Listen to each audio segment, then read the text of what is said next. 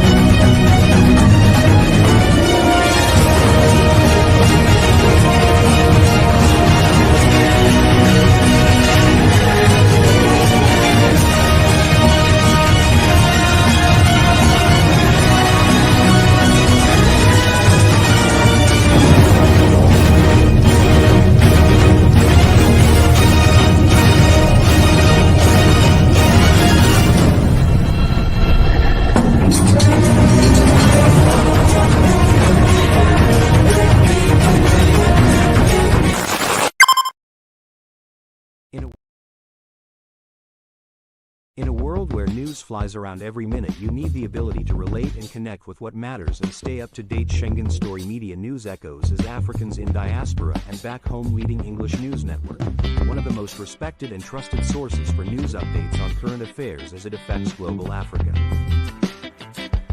In a world where news flies around every minute, you need the ability to relate and connect with what matters and stay up to date. Schengen Story Media News echoes as Africans in diaspora and back home leading English news network, one of the most respected and trusted sources for news updates on current affairs as it affects global Africa. Good day, viewers around the world. You're welcome to Schengen Story Wednesday African Global Update. My name is Matt Godwin Iwejunwa, and I'm here with my coordinators, my brothers from different parts of the world. In Lagos, Nigeria is our man, Ogbeni Olayinka Raji. You're welcome to Wednesday Global Africa. Good morning, Massive Mark. Good morning, viewers globally. Welcome to our Wednesday program. Yes, well, it's a program, and on the other side, as we celebrate the May Day, guys, is our man, Sir George Chukwu, Toronto, Canada. Sir George, you're welcome, sir. Good morning, my Godwin, and good morning, Olayinka Raji. Viewers from around the world, we want to welcome you to our show today. It's going to be a fantastic one.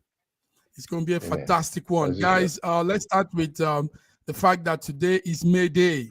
May Day is the 1st of May, and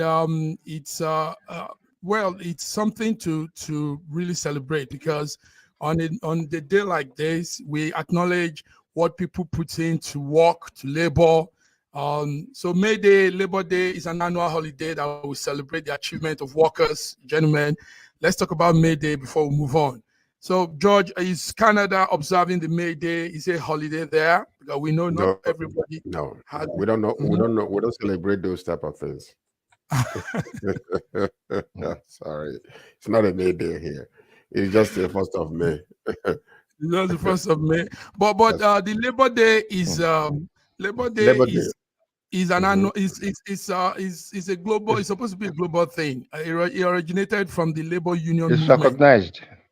Yes, it is. We have a Labor Day holiday in North America. Yes, we do. So, Raji, I know 1st of May in Nigeria is a national public holiday, like in most countries too. Italy observes it. Most part of Western Europe observes it as a holiday. How is it in Nigeria this morning, Raji? Oh, trust my people in Nigeria. Any opportunity to have a holiday, we grab it with both hands. Yes. Whoa. So it's a holiday today. It's a holiday today. We had a series of holidays about 2 weeks ago, where for almost the whole week we were not doing anything. Anyway, so any opportunity for a holiday is grabbed by my people. It's grabbed by the people. It's grabbed. So, yes, George, I really think Canada consider having holiday like this. I know UK also doesn't observe it. Some countries, United States doesn't. But why not give a day for to rest? Labor Day is a day when people that we celebrate workers and all those type of things. So ours is different from what we consider to be a May Day. Yeah, so it's similar to that type of holiday, but we still celebrate the people that Labor Day. So ours is called Labor Day. We don't call it May Day. So maybe Nigeria is being called May Day. So but it's not on May 1st. Your Labor Day is not on May 1st. No, it's not. As a matter of fact, May Day seems to be like a cry for help. Mayday, we are going down. Mayday. So I don't think... Okay, so we have a poster there of labor people, workers, as we celebrate the day. Let's take note that yes, the world has been built by labor, humanity working, men and women putting work into things, have built what we call planet Earth, the construction, the big skyscrapers, the tower buildings, all the bridges, the railroads, all of these things came out from labor. And I think setting aside a day to, celebrate that effort mankind puts to work is not too bad. We have our own May, what you call Labor Day on September 2nd, 2024. Second, so okay. September 2nd, yeah. So it's coming. Okay, it's coming. Good. So viewers, happy May Day to you all. George, let's tell the viewers happy May Day to those that are celebrating, the parts of the world that are celebrating the May Day. Happy, have a beautiful rest today from your work, from your labor. Enjoy the holiday. And may your labors not be in vain. May your labor not be in vain. George. And may your walk like an ant and eat like an elephant. Amen.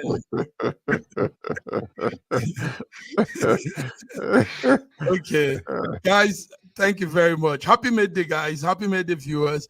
Let's start with some follow-up news, gentlemen. One of the follow-up news is that explosion that happens every time in Nigeria. We were talking about last time in our other program, Between the Lines. Yesterday, again, there was an explosion in a part of Lagos, Ajegule Apapa area of Lagos State.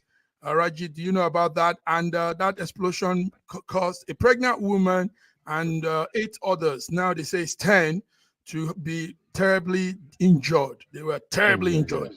Yes. Now, it brings us back to that story of why, how come in the midst of our oil production, gas and liquefied oil, all these explosives, we still don't give enough advice and warning on how to move these things, how to use these things, and how to really prevent explosions every time, people dying, a trailer blowing up, and people not understanding how inflammable those things are. They go to scoop petrol, scoop kerosene, scoop, So this is what we're seeing, Raji. Raji, how did you hear the news of yesterday's explosion? Yes, I did. But it's becoming so routine that sometimes you just take it as part of happenings in Nigeria. But what is worrying to me is the fact that when whatever they are carrying starts spreading around, people go around to scoop it, risking their lives. Yes, scoop it, risking their life. A small spark from anywhere will cause an inferno. But still, because of the poverty, reigning poverty in this country, currently the liter of petrol is 1,000 naira. If you saw a petrol tanker overturned somewhere, we're going to come to that scarcity, fuel, and all that issue. So, but we're talking about these people going to scoop petrol, going to scoop kerosene. George, last year, October, sometime in August, September, there was that spillage in a part of Lagos, and the video went viral then. I would have brought in the video now. People scooping petrol. George, I mean, how do you do that when you know you're playing with any little boom? I think it's a function of ignorance, and then Ooh. also a lack of the authorities,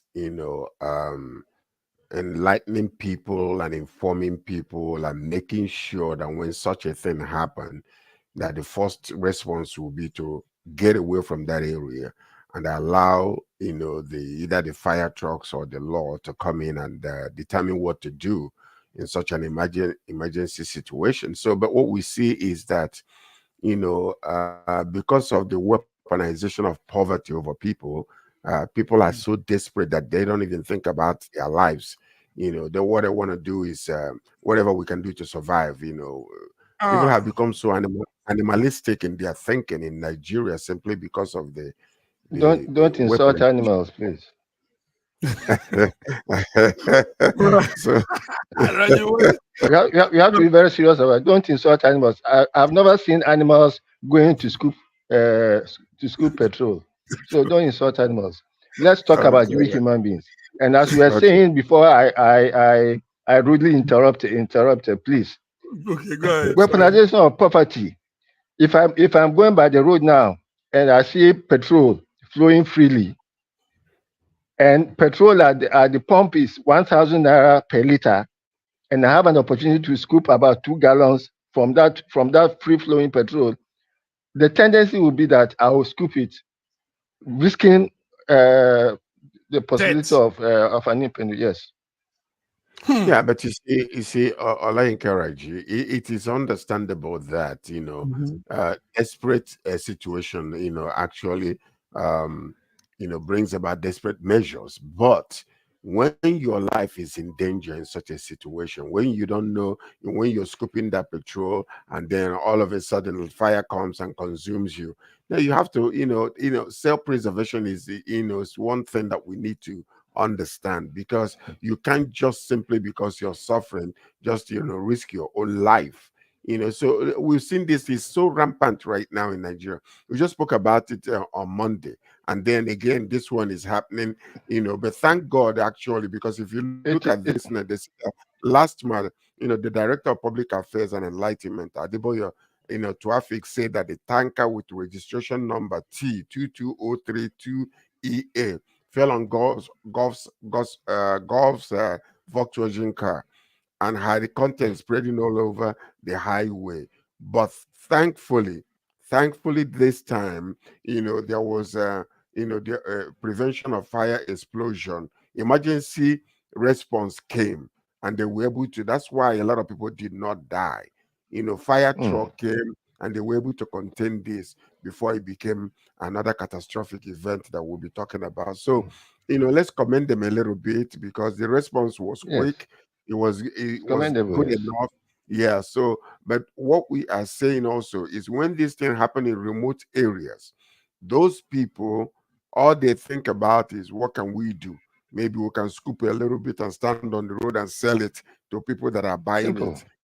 So it's a survival of situation, but we need to have a Mm. public service announcement which will encourage and enlighten people that such situation is a dire situation. We don't want to hear another 20, 30, 40 people dying or being barbecued because of gas explosion or whatever the case might be. Thank you, Raji. Thank you, George. Thank you, Raji, for that insight too. How you broke it down. I mean, poverty, weaponizing the people through Mm. poverty, and when they see this thing, they want to do it because they are hungry and they need to survive. But we need to check on those excesses. I mean, our lives matter, and food will come one day when it will come, They even if. know. Mhm. Our lives matter. Guys, thank you. Let's go to another topic we have today. And that is something I also saw Raji really writing his idea about. We never promised $600 million investment in Nigeria with Tinubu. Maersk CEO rebuffs the claim. And now we all know Maersk. It's a big shipping company, and they've done a lot of things in Africa. They are still doing a lot of things. Now, the CEO of that company, we're trying to bring an image of that company and our president. The CEO has come out to say that he didn't say anything like the report we have. So the denial is coming in a time when it's becoming like a trend in the Nigerian government, parroting false claim about securing agreements with foreign entities. This is becoming a trend now. We've had several times the president's spokesman will tell us something, and in the other way, it's something else. So, gentlemen, let's talk about this. Robert Maersk Ugli, the chairperson of that Danish company called Maersk, it's a shipping giant company, said they didn't say anything like investing $600 in Nigeria. 600 million. 600 million. They didn't say anything like that with Tinubu. Gentlemen, let's talk about this now. So, why is this present government trying to force itself to look like they are doing much when, in the real fact, we know it's a process. You know, you don't need to loudmouth yourself. Let's go through the process of building. Raji, let me start with you. The man. Go ahead. I mean, I'll talk about foreign investment in general. Okay. If I were a foreign investor coming into a country that is reputedly the poverty capital of the world, if I were coming to invest in that country, I want to know how the country itself is investing its own small funds. If I want to invest anything in a country, and I hear that that country is willing to spend 15 trillion naira, which is more than the budget of all the 36 states on a road, I won't come and invest in such a country. So all that the president has been trying to do is to give the impression that his travels have yielded some investment. But I don't see any foreign investor coming into this environment as we see it today, because you are not even investing our own resources profitably. Yes, we're not investing our own resources profitably. Now, this is what was stated by Nigeria when they gave the news. They said that this company, Maersk, believes in Nigeria and will invest $600 million in its existing facilities and make the ports accommodating for bigger ships. This was what the State House, federal government of Nigeria State House, said on the meeting day with the Maersk company. But the man came out yesterday and rebuffed that and said, no, they never made such statements. George, this is it. I spoke vehemently on Monday regarding this situation, but it is very concerning, really very, very concerning that, facts and truth eludes this government to a degree that is really, really, really very, very touching. Because what we're saying here is, you come out, you make some false statements, and then those false statements, we take it gun-ho and take it on face value. We go and report it the next day, or 2 days after, there is there are discrepancies over the information that has been brought out. This is what happened when they went to UAE. They're saying that that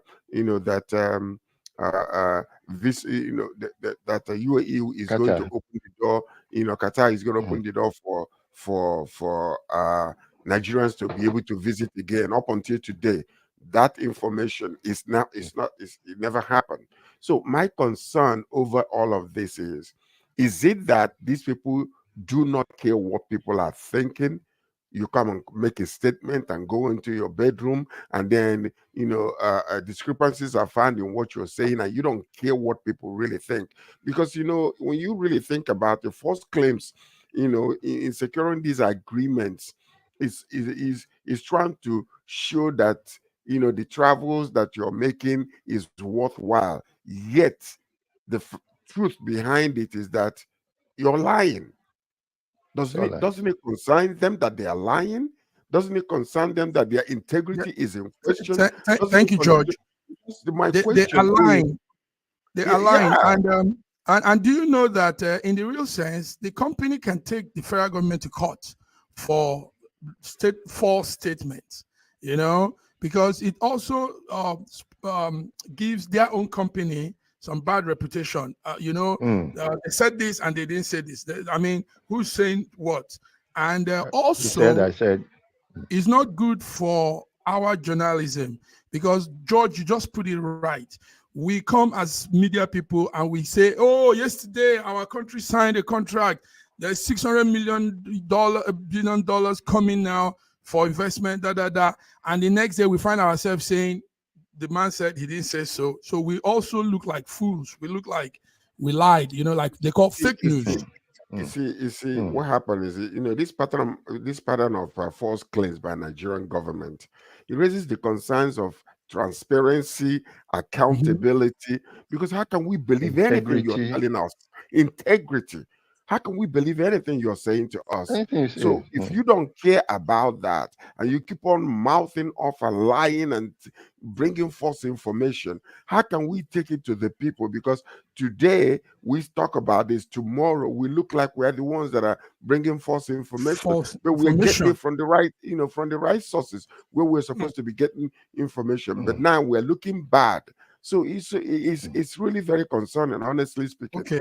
Viewers, if you're watching, that's the picture of the president of Nigeria, Bola Ahmed Tinubu, in the meeting with the Maersk chairman and his one of the directors. And looks like the normal 419 setup. Yes, the conversation there, as the man has come to say, is not what they said.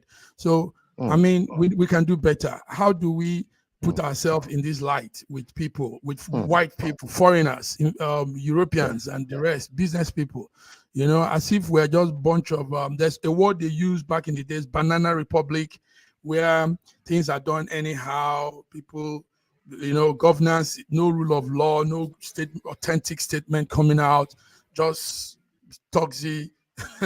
Our man said, Hila Balu, Hila Balu. That was the statement of Tinubu. Balablu. The Balablu word actually meant he was trying to say Hila Balu. I mean, confusing, out of control kind of thing. Anyway, that's it, viewers. So we take back every statement we've made also in this network, and we now stand with what the Maersk CEO has claimed, that no, they didn't make any promise of such investment, $600 million investment in Nigeria, and the statement was taken way over what they said. Thank you, gentlemen. Let's move on. We can do better, George. George, maybe you go and teach some journalistic training to media people in the White House in Asurok. They need to keep to their word. Their word should be born. All right, viewers, let's come to one of the main topics for today. Guys, regardless of the controversy surrounding the Lagos-Calabar coastal highway, yesterday breaking news came in that the government is also planning a 1,000-kilometer Sokoto-Badagry road. Sokoto-Badagry road is being planned. And what we are all saying is this: why are the old roads not being rehabilitated and maintained, and we are going ahead to build more roads that will still end up in such terrible conditions? Gentlemen, Sokoto to Badagry highway. Raji, what do you have on that? We had that breaking news yesterday. That road is no breaking news. That road has been in planning for more than 40 years. It's from Shagari days up till now. Something was done on it. It was just abandoned. And then come to think Sokoto-Badagry. of it, yes, Badagry to Sokoto. Come to think of it, when was the last time you heard any activity in that sector? What's the number of people using that road for anything? And why is it important now? Just the same thing as why is the coastal road so important now? That the country doesn't have any resources, and you are planning a 15 trillion coastal road. Why does it even have to be coastal? Because it's coastal, it means it's going to border the coast, and those are the areas where you have to put in humongous amount uh, of um, of funds so that you can stabilize the substructure. Why don't you move it onto solid ground? I don't know. The logic of government befuddles me, but at this moment, It because does. It does. we are Yes. facing on those The three logic the logic is is really befuddling. well, Work Minister up for Nigeria, Umai, revealed this plan yesterday. It was a breaking news. The 1,000-kilometer Sokoto-Badagry road. He says it will foster safer, sustainable transportation ecosystem within Nigeria. How? George, yes, that's what the man said. George, how did you copy this? Well, Um, you know something. Yesterday's dreams can indeed become our today's necessities. Like mm, what Olayinka Raju was saying regarding that this road has been in planning for 40 years since mm, what's mm, his What? name? Yeah, 40 Buhari? years. mm, Yeah, Buhari's since okay. mm, no, So since but what Shagari. Sorry. Shagari's days. Mm. Now, you know what we're saying is this. We have mentioned it here several times. During this, we need to get forensic, you know, accountants to come and take a look at the government, the money that was originally put together for that particular structure. Where did it go? In whose pocket did it land? And now they're bringing it alive again.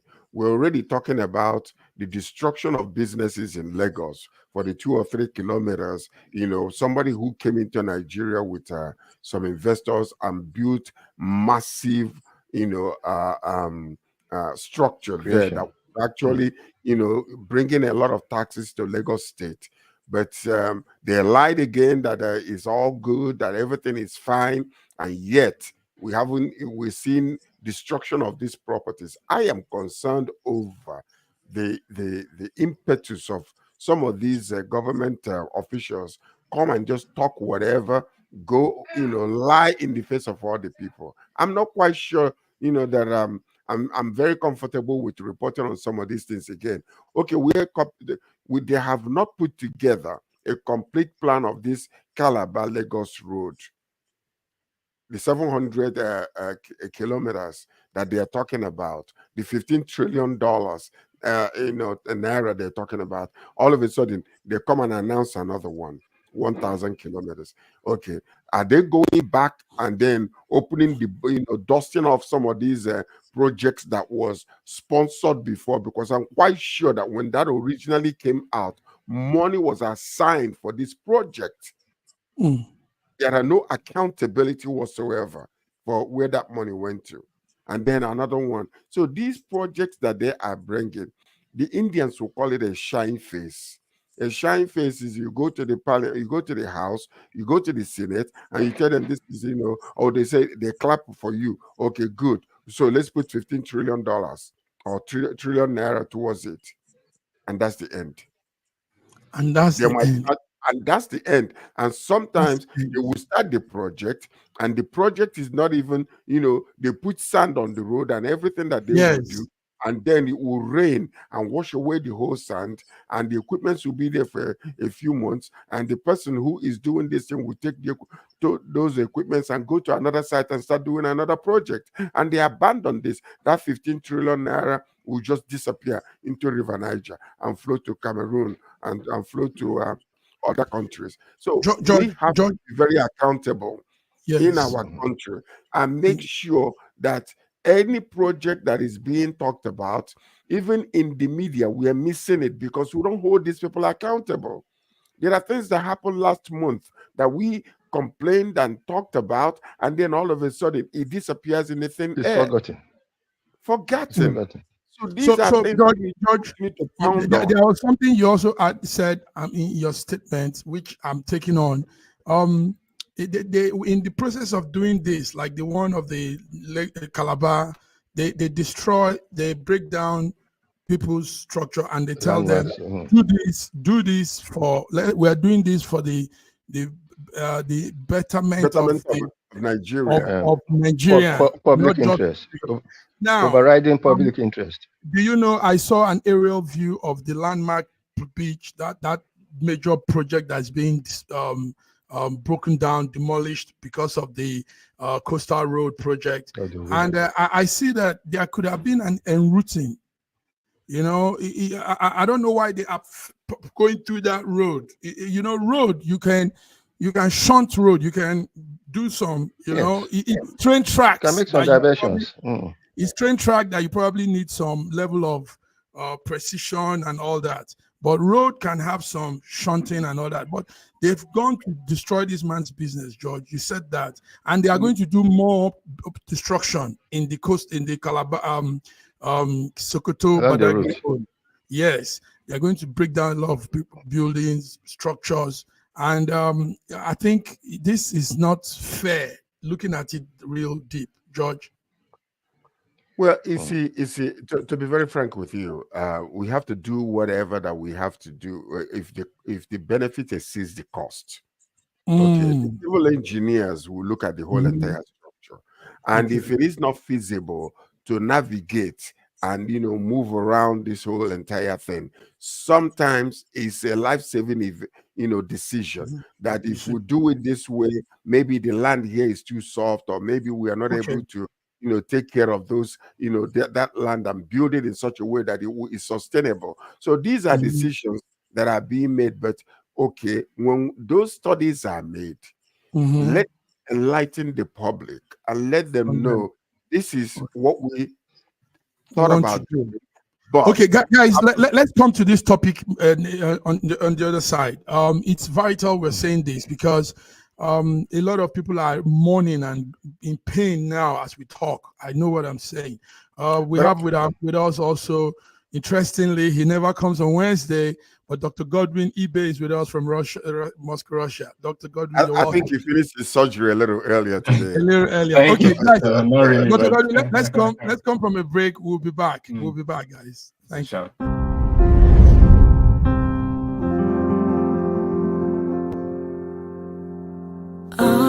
Arise, oh, compatriots, Nigeria's call, obey, to serve our fatherland with love and strength and faith.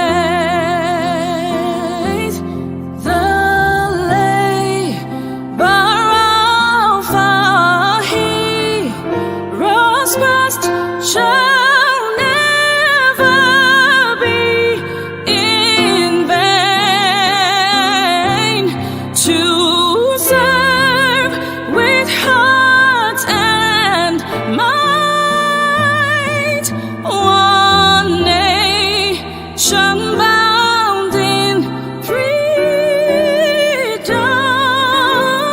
peace and unity. unity. This country has some of the most extraordinary culinary diversity in the world. I'm talking about Nigeria. This first dish is amala abula, made popular by the Yoruba people in southwest Nigeria. It starts with amala made from dried yam and then is covered in a variety of soups. Next we have ofe nsala, a white soup that is synonymous with the Igbo people of southeastern Nigeria. It goes best with fufu, or akbo as the Igbos call it. Next we have suya, the most well-known food of the Hausa and Fulani people of northern Nigeria. Meat is covered in a peanut-based powder called yaji and cooked over an open fire. This is banga and starch, a classic of the Urhobo people of Delta State. Lastly, we have onunu, a plantain-based swallow of the Izon people in south-south Nigeria. We are eating it with fisherman soup, popular throughout this whole region. And of course, we don't forget the jollof rice. This is popular everywhere in Nigeria. I think what makes Nigeria so great is the diversity of all the different people coming together. These beautiful ethnic groups living side by side, sharing culture and cuisine is what makes Nigeria such an amazing country to visit. Nigerians should be so proud of that cultural heritage, as there is so much more that unites than divides them.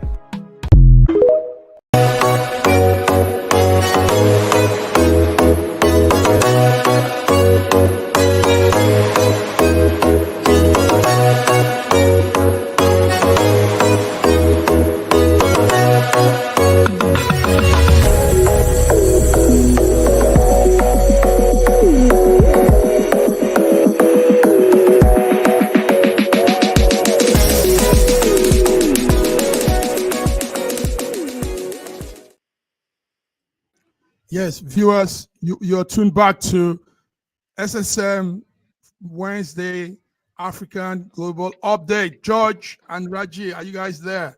Yes, we are here. Yes, our discussion earlier is real crucial because, like I said, some people are going through pain now. That company, Landmark, by the beachfront, is had about 12,000 workers. 12,000 workers, men and women, waking up every morning to go to a place for livelihood, take care of themselves, their family.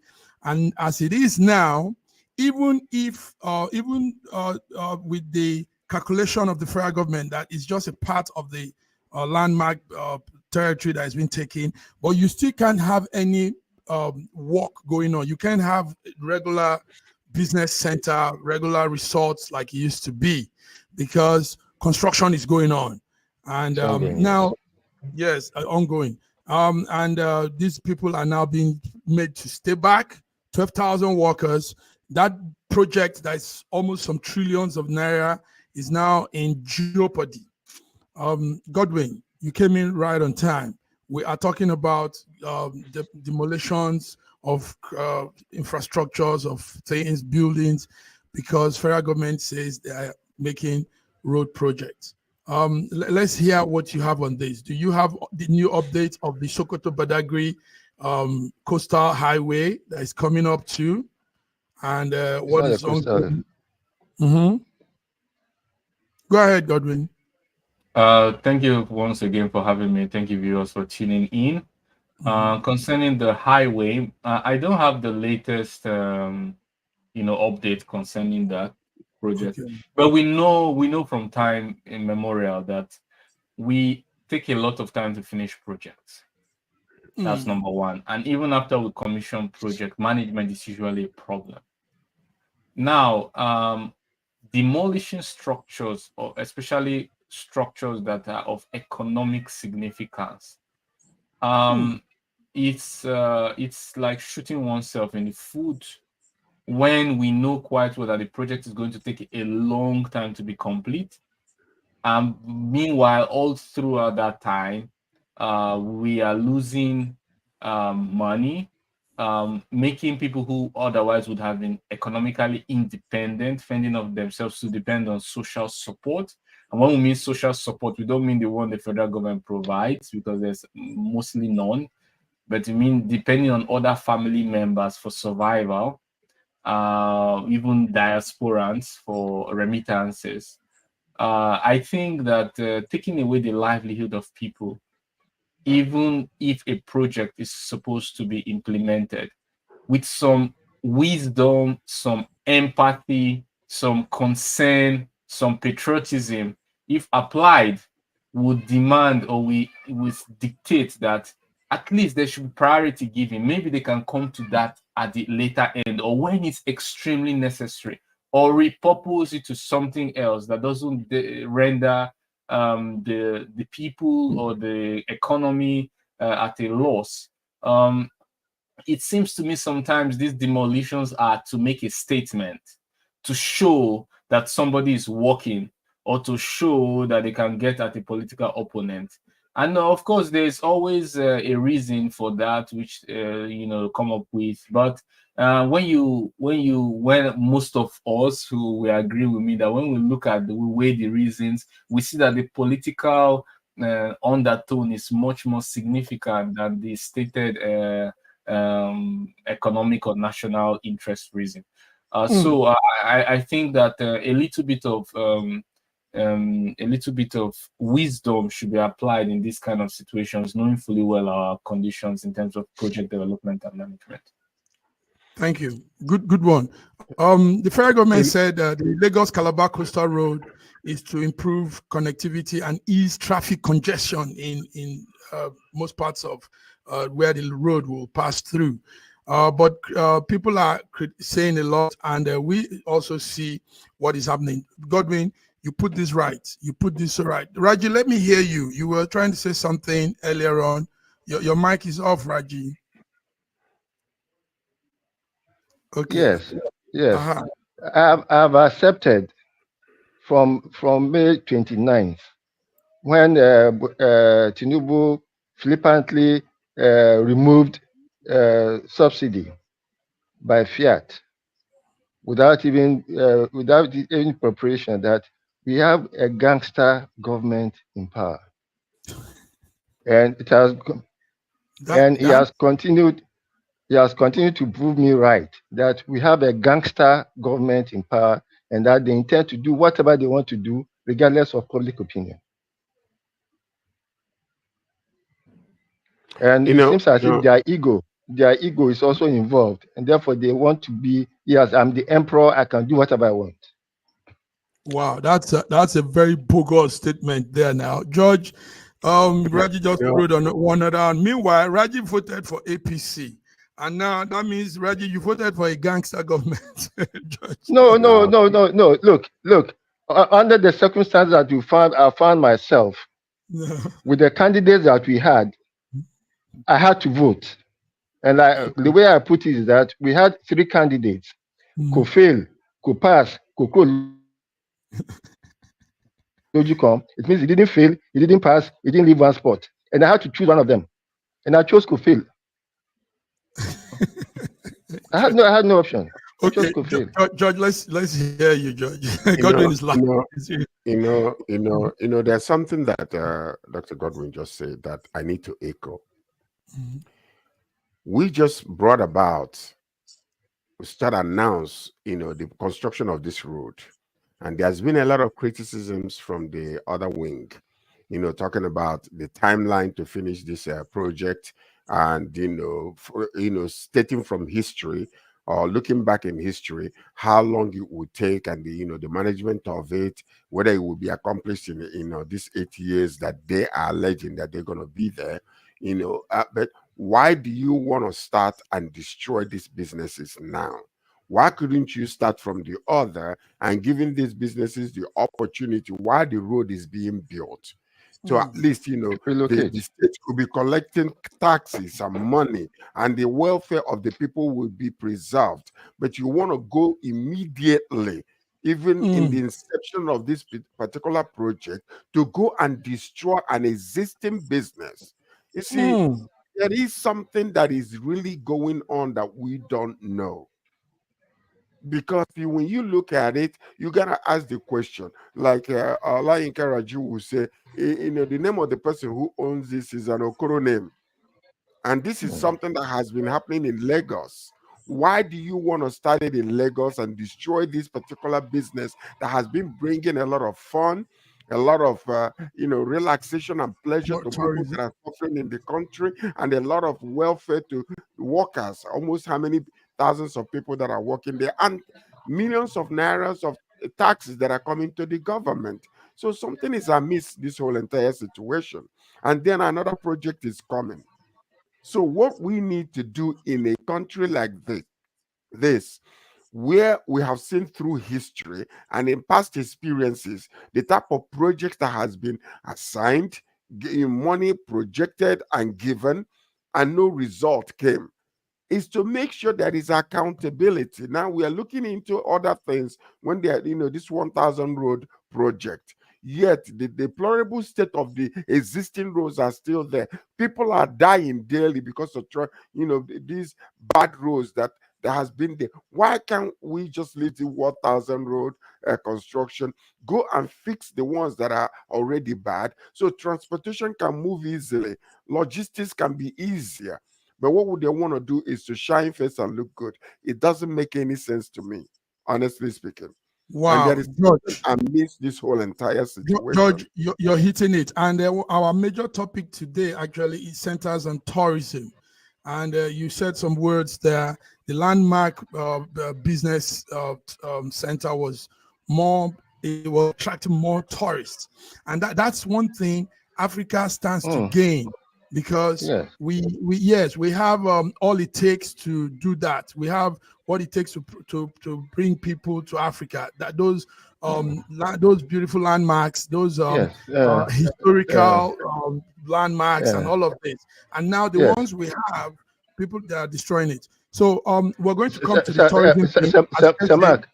Yes. Mark, please let me put. You see, I was made in Ghana. I lived in Ghana. Mm-hmm. If you see how the stretch from Cape Coast to Elmina, which is a coastal place, has been developed for tourism, you'll be amazed. Meanwhile, this landmark. Yes, we're coming to talk on tourism. Hold that with you. Yes, that's a good one, because I want us to. We are the ones that can make these voices. Africa, sometimes somebody will have something and they wouldn't know what they have. They wouldn't know the value and the importance of what they have.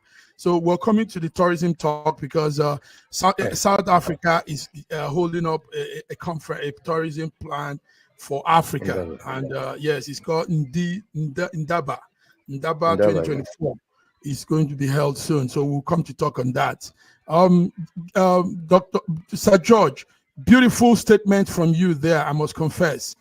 You hit it well. Why couldn't they start from the other end of the construction, the plan, and take it from there while these people are here arranging and, getting themselves ready for the construction when it to come to their end? Why are they starting from here, destroying a big project like that, scattering people's infrastructure, and they've not even started yet? And George, good one.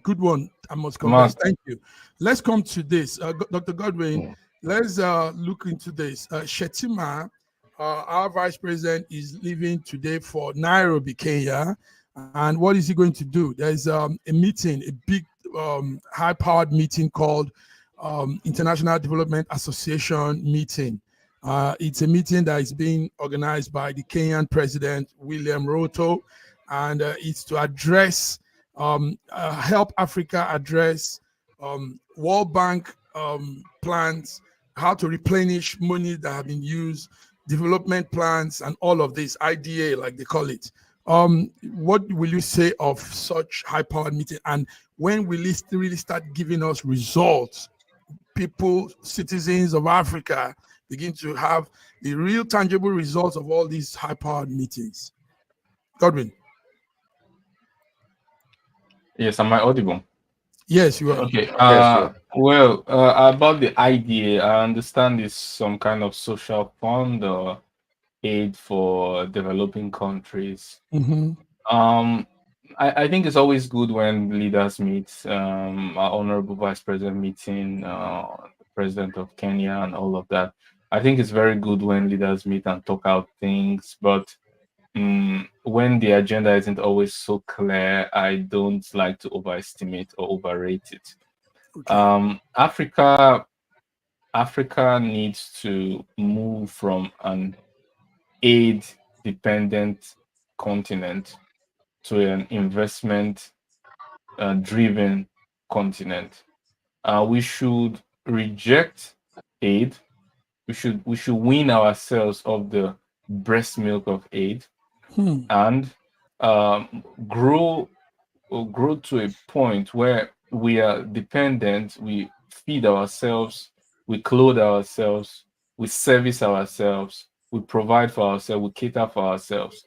And that is only when we can really have a say in not only what goes on in Africa, but also being able to defend our interests in bigger settings like the United Nations, maybe being a permanent member of Security Council, controlling commodity markets and trade routes.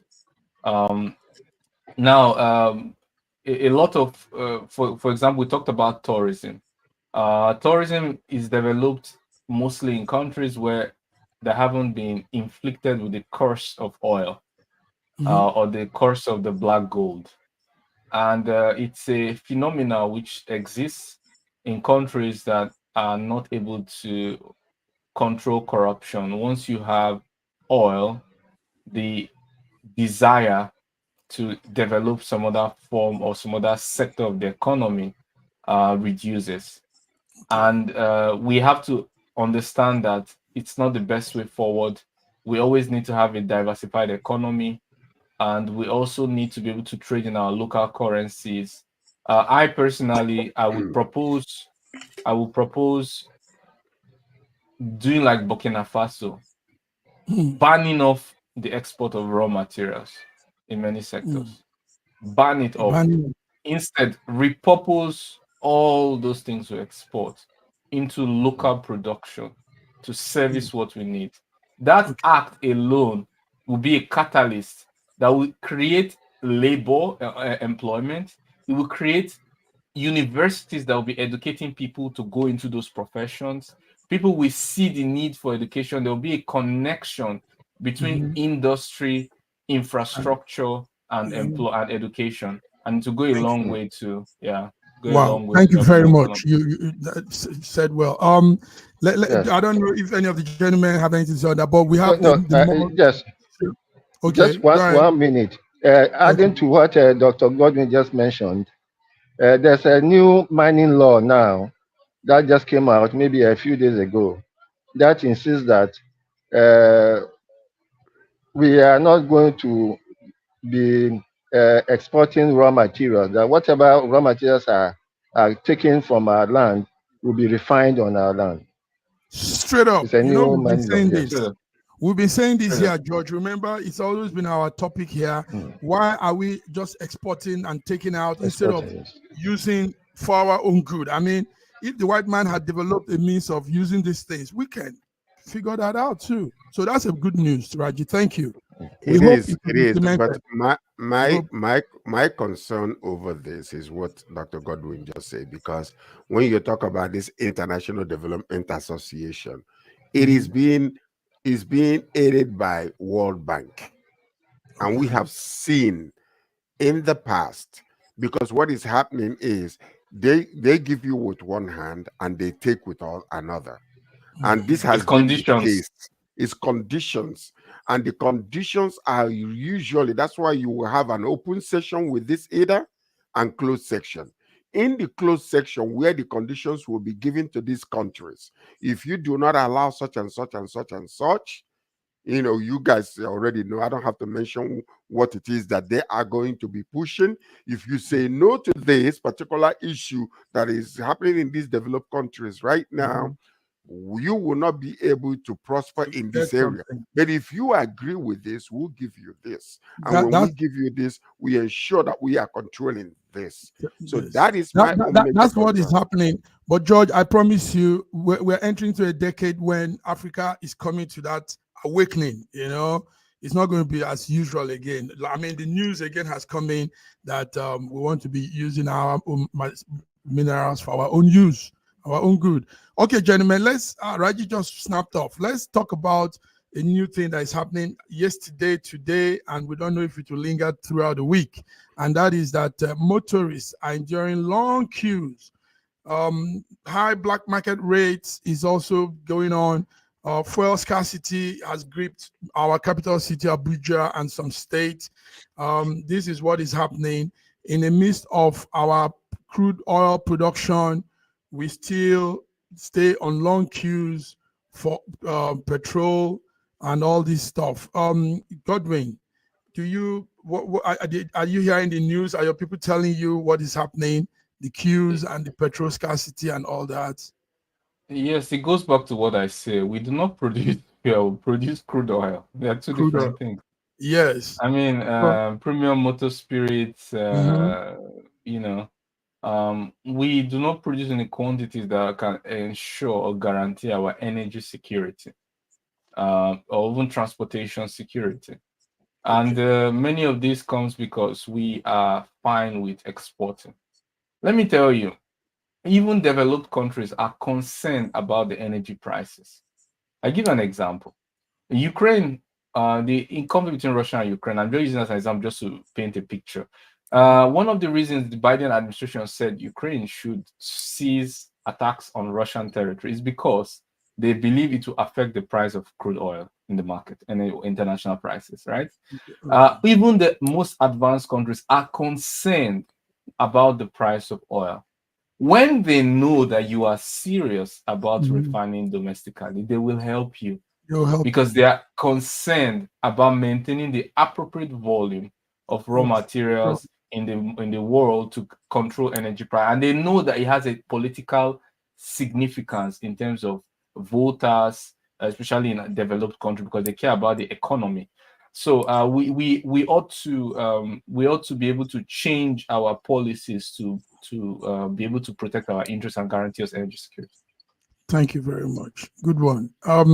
Sir George, You do you know, have anything to say on that? Yes, the yes, long yes, queues. I have volume to say because there is so much disjointed control in our country. Mm, NNPC is saying one thing to the Nigerians, and they are experiencing another on the pumps. another. They're saying that we have more than how many billions of liters of gasoline that will last us 3 months, all available, but they're not seeing it at the pumps. So these are the things that we are talking about. Okay, when NNPC was controlled by the government, it was a different thing. It's been privatized, but there is somebody who is sabotaging things in that country to make sure that money is being made from the pumps. Because you go to some of these government controlled gas stations, or you will Mhm. see a bunch of hawkers outside selling gas, Okay. but yet Can you the imagine? pumps are closed. So where are they getting their gas from? And why are they selling it at such a price? Sometimes they sell it 12 1,200 naira to 1,300 naira, you know, per liter, Okay. because prices are being increased. So what we're saying is this: yeah, we produce crude oil, we drew crude Mhm. oil, but already there are so many concerns coming from Warri Refinery, Port Harcourt Refinery, Dangote Refinery. All those promises being made at the inception of this government, none of them has been fruitful. We are not seeing any of those, and is people are suffering. Hmm. People are suffering. Can you imagine this? People coming out, and let me tell you something else that you don't even understand. Do you know that some of these people that have these yellow and white cans, they Mhm. will buy this gasoline, they will go out and they will hawk it, they will sell it Hmm. on the roads. Most of them, you see the motorists there.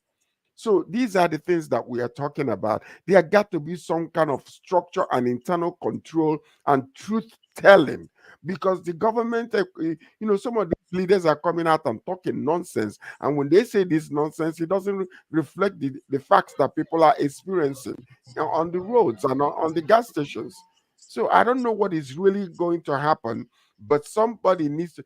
You see, what really concerns me a lot about all Mhm. this, you see the impetus of this government announcing these new projects and everything. Yet internally, there are so many disjointed, messed up things that are happening, and the government is not coming to, use that executive power to say, "Thus far, no further. Stop doing this. It's affecting the Yes. lives of the people." They ignore it and go outside the country and start lying about projects that are not even in existence.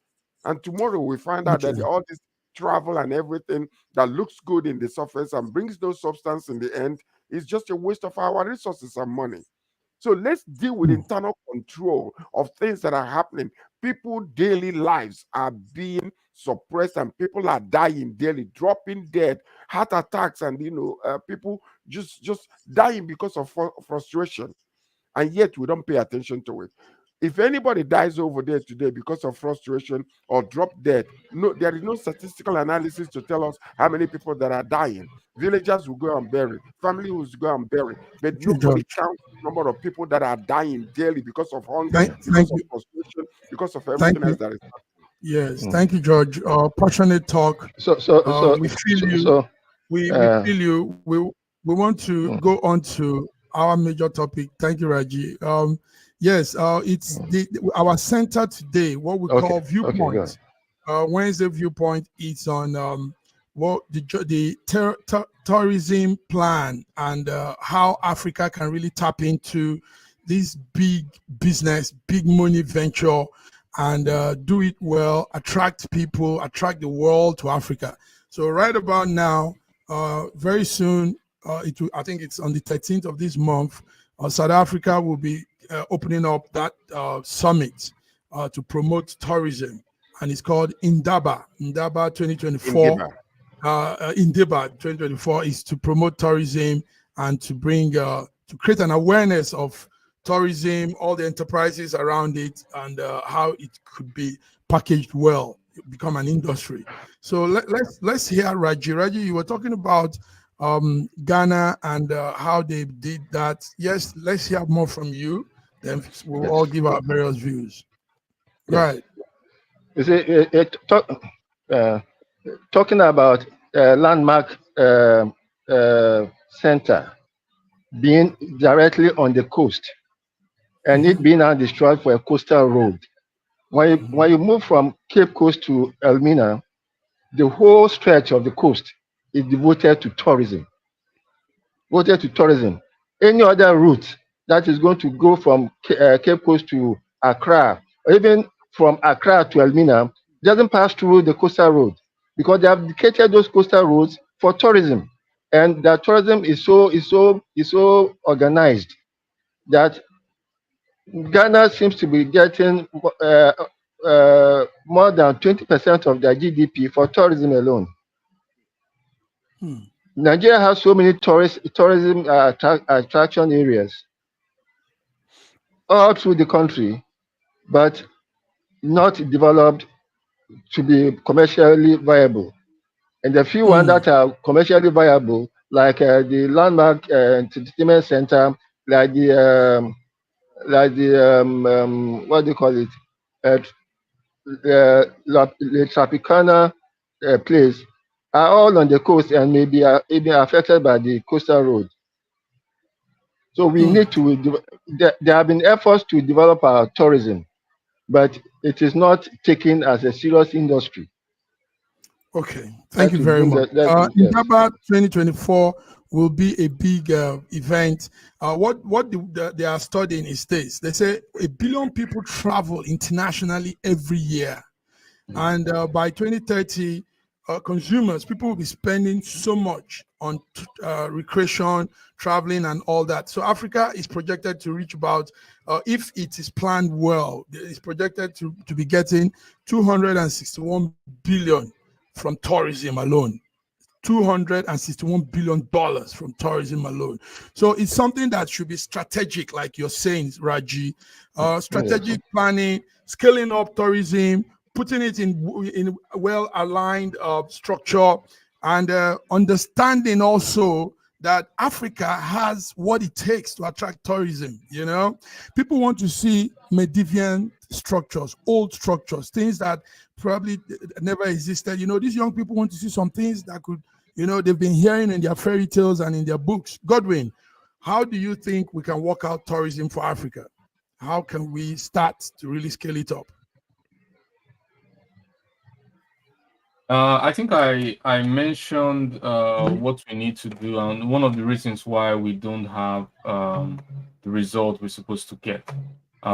First of all, is because of our dependence on oil. Yes, it's a fact. It's a fact. It's I want to say first of all that maybe I'm wrong. Correct me if I'm wrong, but Nigeria has equal or even more contribution of tourism to GDP than Ghana. But it's just that we are supposed to be doing much more because we have more sites, more prominence and more population. Like as I remember, Ghana contribution of tourism to GDP in Ghana was 4 point something percent, close to 5%. As of 2022, that I think generated like 3 point something billion. And Nigeria generated a bit more, but as a percentage of GDP, it was still around that 5%. But we are operating based on inertia, and we ought to do much more than we are doing. And what are the things that people want to see in tourism? We have the active tourists and we have the passive tourists. The passive tourists are people who want to come and rest, get massage, rest from all the stress of life and everything. That means you need to have constant electricity, infrastructure that takes care of what they need in terms of the climate that relates well with the climate and makes life comfortable for people. They are coming to the country knowing fully well the climate, but they expect that the country will have infrastructure in place to enable them to adjust to the peculiarities of that country's climate.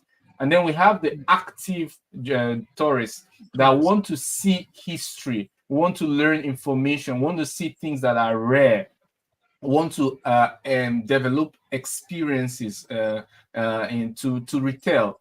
And those, irrespective of whether they are passive or active tourists, both of them, they have a powerful instrument called word of mouth, referral. When they go back and they say they had a nice time, more people are going to come. So it has to do with a number of steps we have to do: develop the infrastructure, promote it, and give them a good experience. These are the ways that we're going to invite more people into our tourism sector, and of course, diversify, not focus only on oil. Wow. Straight up. Nice one. Thank you very much, Doctor. Yes, Sir George, you have anything to say? That was a good one. Every year, last year, if you remember, I was in Poland. Okay. Yes, that's correct. You were supposed to. Why did I go to Poland? I would have come to Russia if there was no war, but I went to Poland. But I went to Poland and I was able to experience a whole lot. Before then I went to Argentina. But what I'm saying is this: our country, the only problem we have is tourism is giving us crumbs under the table compared to what we could have been making if it's well structured.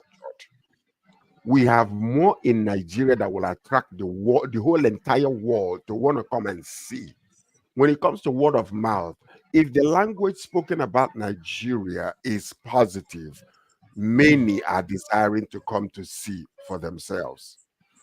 Here when we're doing our in the middle of our show, you see the interconnectivity of our culture and the strength of our diversity in that country that will make anybody want to come and see and taste.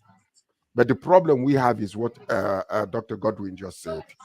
We are myopic, our myopic view when it comes to economy, because we center on oil alone.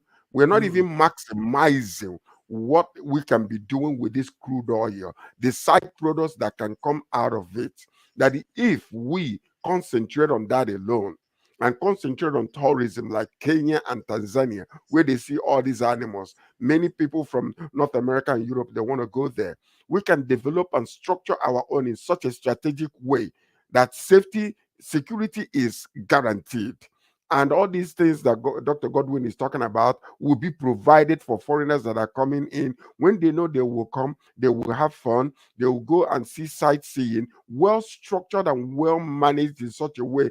I am telling you, the world will come after Nigeria. And as a matter of fact, we will see that oil money that we're making is, only a minutest part of our economy. And thank you, George. Thank you, gentlemen. Gentlemen, it's time to go. But we can't go without saying congratulations to the appointment of George Finidi. George Finidi is now the head coach for the Nigerian national team, senior team. George Finidi, we've known him back in the 90s, all through. He played for Nigeria as a professional footballer, and we hope he will do this bid, this in a good. He will bring success to the team. So that's George Finidi, gentlemen. George Finidi now is our coach for the Super Eagles. So congratulations to George. So on that note, guys, Congratulations. thank you very much for what you just said. Thank you very much, Godwin, for what you said. And may his salaries not be owed. And may his salary not be owed. Guys, thank you all. We really do appreciate what you bring into this show. We're not just gathering here because we want to gather. We gather here because we have something to give out, and that this is intelligent content building. Thank you, Raji from Lagos. Thank you, Godwin. Thank you once again, Sir George. Until we come again on Friday for our international news update. Have a beautiful weekday. Bye-bye. Happy May Day too to all of you. Happy Workers' Day. Happy Workers' Day.